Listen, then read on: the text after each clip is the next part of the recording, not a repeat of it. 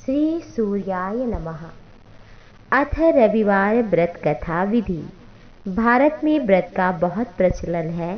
सभी व्रत कल्याण करते हैं, परंतु रविवार का व्रत भगवान सूर्य का होता है। यह व्रत करने से सभी रोगों का निवारण, सभी कामनाओं की पूर्ति, आयु की वृद्धि, ये व्रत इसलिए किया जाता है।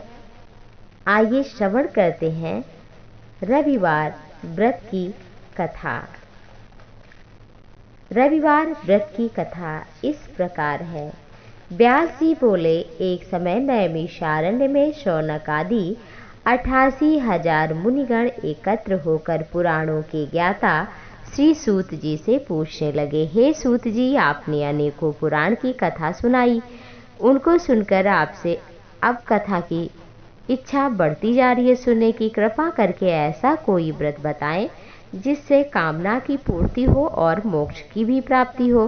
कलयुग में सभी प्राणी थोड़ी आयु के होंगे, निर्धन होंगे, इस पर भी ज्वर आदि रोग लगे रहेंगे, किसी प्रकार तपस्या यज्ञ आदि कर ही नहीं पाएंगे, फिर कैसे भगवान का सुमिरन ध्यान करेंगे।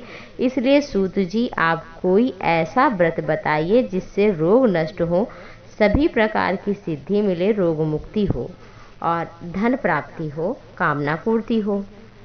सूत जी बोले, मुनीश्वरों, आपने संसार के कल्याण के लिए बहुत सुंदर बात पूछी है। रोग मुक्तिदायक मोक्ष को देने वाला उत्तम व्रत मैं तुमसे कहता हूँ, ध्यान देकर इसे सुनो।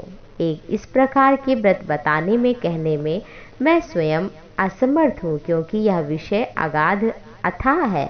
जिस प्रकार आपने मुझसे पूछा, उसी प्रकार भगवान श्री कृष्ण से कुंती माता ने पूछा था, वही संवाद मैं आपसे कहता हूँ, ध्यान देकर सुनो। एक समय की बात है, भगवान योगेश्वर श्री कृष्ण कुंती के आश्रम पर पहुँचे। माता कुंती ने बड़े प्रेम से भगवान श्री कृष्ण का, केशव माधव का आदर किया, सुंदर आसन दिया। कृष्ण ने कुंती से कुशल समाचार पूछा। कुंती ने उत्तर दिया, प्रभु, जिस पर आपकी कृपा दृष्टि हो, क्या वो स्वप्न में भी कभी दुखी हो सकता है? प्रभु, सुख और दुख को देने वाले आप हो, फिर इसमें क्या दुख? इसका भान भी नहीं होता। हे अमंगल का नाश करने वाले, आपका नाम सभी मंगल को करने वाला अनुपम औषधि है। इस पर आपने दर्शन भी दिया, फिर प्रभु अब कष्ट कहाँ रह जाता है, दुख कहाँ है? परंतु आपकी आज्ञा है तो हे प्रभु, कोई ऐसा व्रत बताइए जिसके करने से रोग मुक्ति हो, धन मिले, मोक्ष की भी प्राप्ति हो। क्योंकि सभी मनुष्य, योगी, मुनि, तपस्वी मोक्ष की इच्छा करते हैं, संसारी धन की, कामना पूर्ति की, तो सभी को सब कुछ मिले, ऐसा व्रत बताइए। भगवान श्री कृष्ण बोले, हे देवी, बड़ा सुंदर प्रश्न किया, परंतु मैं ठीक प्रकार से उत्तर देने में असमर्थ हूँ। एक समय देवी पार्वती ने भगवान शिव से यही प्रश्न किया था, उसी कथा को मैं भी कहता हूँ, ध्यान देकर सुनो। कृष्ण भगवान बोले, देवी, एक समय कैलाश पर्वत पर देवी पार्वती के साथ भगवान भोलेनाथ शंकर जी बैठे हुए थे। उनके पास नंदी आदि गण भी थे। उस समय देवी पार्वती ने भगवान शिव से पूछा, हे प्रभु, हे त्रिपुरासुर का वध करने वाले, आपकी महिमा तीनों लोकों में विख्यात है। चर अचर नाग मनुष्य देवता सभी आपके चरण कमल की सेवा करते हैं। हे प्रभु, आप समर्थ सर्वज्ञ हैं, कल्याण स्वरूप हैं, आप सब कला और गुण के निधान हैं। आप योग ज्ञान वैराग्य के सागर हैं। आप शरणागत को शरण देते हैं।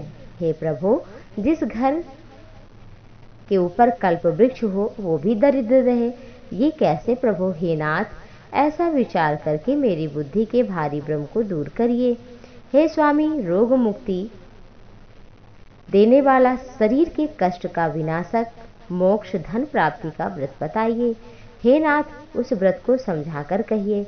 मुझ नादान समझकर क्रोध न लाइए। जिस प्रकार मेरी अभिलाषा पूर्ण हो आप वही करो, तथा मैं आपका मन वचन कर्म से दासी हूँ।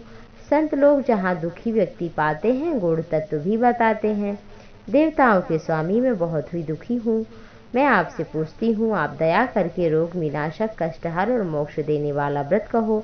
पार्वती के सुंदर और छल रहित प्रश्न को सुनकर शिवजी मन ही मन बड़े प्रसन्न हुए और बोले आनंद में भरकर अमृत के समान वाणी से, हे गिरिराज दुलारी कुमारी पार्वती, धन्य हो, तुम्हारे समान कोई उपकारी नहीं है।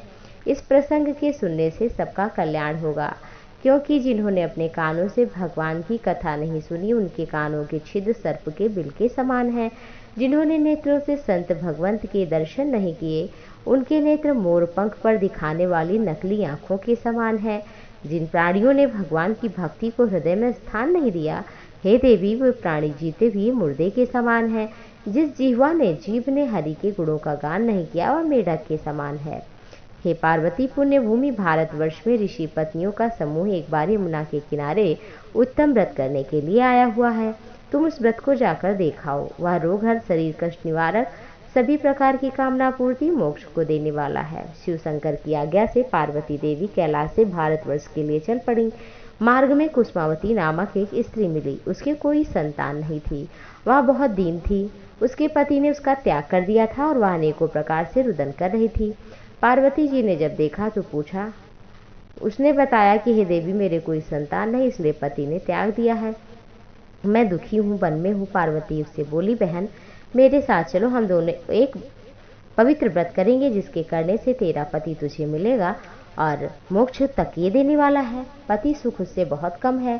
देवी पार्वती की बात मानकर कुसुमावती साथ चल पड़ी। कुछ ही दूर पार्वती कुसुमावती चली थी कि एक और स्त्री रोते हुए मिली, जिसको देखकर पार्वती ने पूछा, भद्रे क्या नाम है, इस प्रकार से दुखी क्यों हो? उस स्त्री ने कहा, हमारा नाम गंगा है, हमारे पुत्र नहीं है, इसलिए पति ने त्यागना चाहा और पुत्र पैदा करना तो मेरे हाथ में नहीं है। जब मेरे पुत्र होगा नहीं तो पति मुझे त्याग देंगे, उस समय कितना दुख मिलेगा, मैं कहाँ रहूंगी, यही सब सोच करके मैं रो रही हूँ पति के विक्षोभ से। पार्वती जी ने कहा, गंगा तुम्हारा पति विक्षोभ नहीं होगा, पुत्र भी मिलेगा। पार्वती जी कुसुमावती और गंगा को फिर साथ लिया। रविवार को पूर्वाह्न के समय यमुना के किनारे पहुंची। वहां उन्होंने मुनि पत्नियों को व्रत करते देखा। पार्वती जी ने पूछा, देवियों आप किसका व्रत कर रही हैं?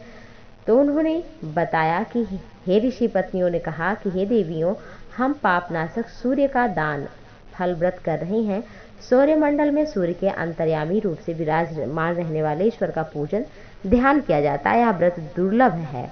धन पुत्र आदि तो इसकी गिनती ही क्या, ये तो सहज इस व्रत के मिलता ही है, साथ ही मोक्ष भी देता है। जो स्त्री पुरुष जिस कामना से इस व्रत को करते हैं वह निश्चित ही पूर्ण होता है। इससे निर्धन को धन, दुखी को सुख, पुत्रहीन को पुत्र, रोगी रोग मुक्त होता है, अंत में मोक्ष भी मिलता है। यह व्रत आश्विन मास के शुक्ल पक्ष के अंतिम रविवार से प्रारंभ होता है।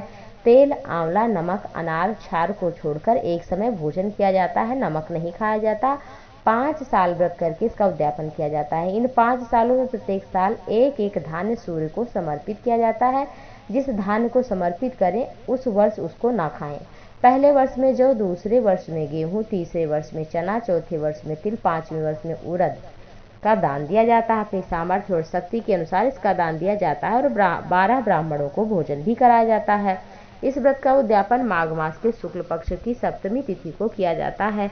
अगर रविवार पड़े तो बहुत ही श्रेष्ठ है। 12 ब्राह्मण को भोजन कराए, वस्त्र दक्षिणा जो भी संभव हो देव उनकी पूजा करे।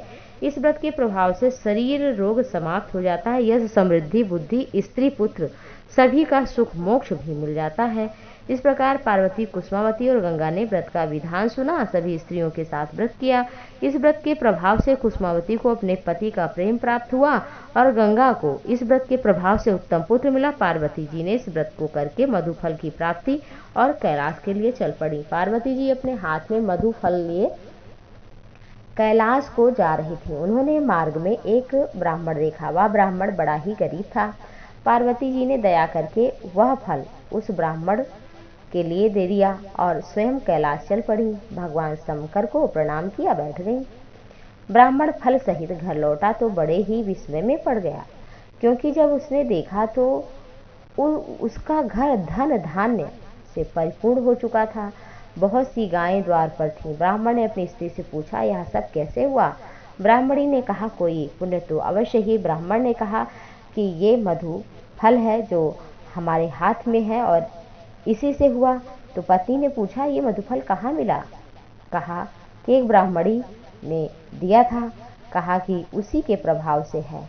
आज रविवार का है दिन, इसलिए अब हम भी करेंगे रविवार का व्रत, भगवान सूर्य की उपासना।